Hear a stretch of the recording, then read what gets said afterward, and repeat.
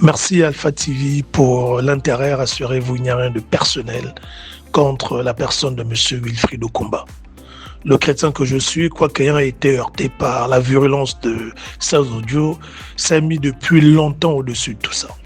Il est question ici du Gabon, de la République et de l'État. Il est ici question de la Constitution et des droits fondamentaux qui sont garantis par cette dernière. J'en veux pour preuve.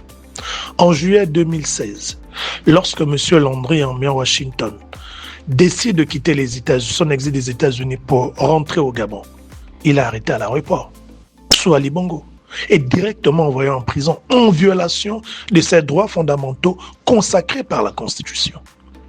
En juillet 2026, bizarrement toujours le mois de juillet, M. Wilfried Okumba rentre au Gabon. Qui l'a arrêté? Personne.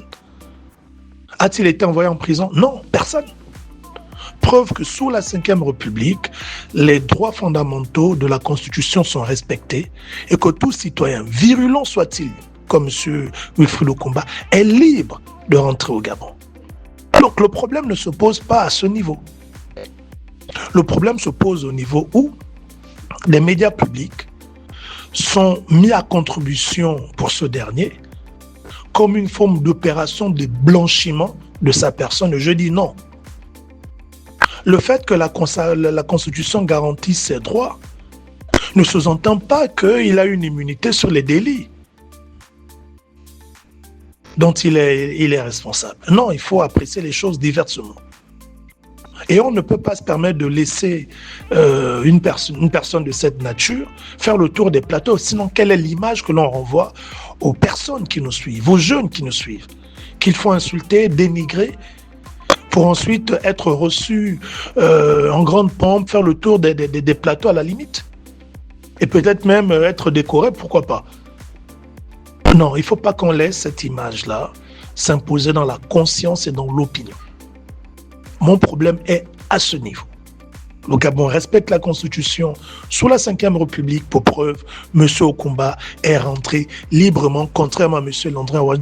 Landry Ambian Washington, qui avait été arrêté à l'aéroport. C'est un fait que personne ne peut remettre en cause. Mais l'autre fait également est que nous ne pouvons pas utiliser les médias publics dans une forme d'opération de blanchiment de cette personne. Libres personnes qui ont été choquées par lui de porter plainte ou de pardonner ou se mettre dessus comme moi. Libre à la justice de s'auto-saisir ou non.